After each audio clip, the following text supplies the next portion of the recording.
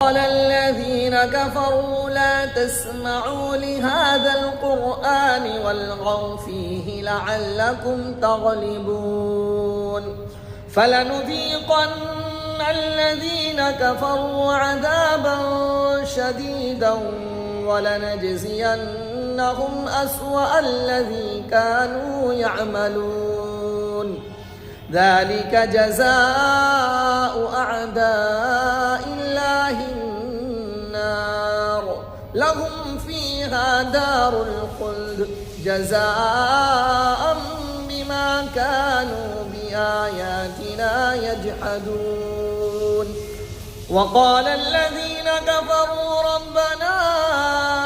أرنا الذين أضلانا من الجن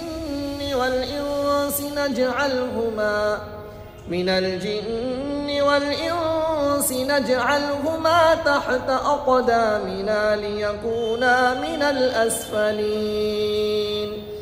إن الذين قالوا ربنا الله ثم استقاموا تتنزل عليهم الملائكة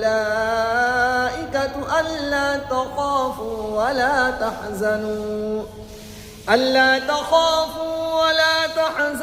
وأبشروا بالجنة التي كنتم توعدون نحن أولياؤكم في الحياة الدنيا وفي الآخرة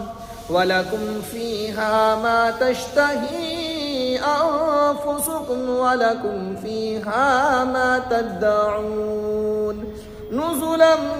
من غفور رحيم.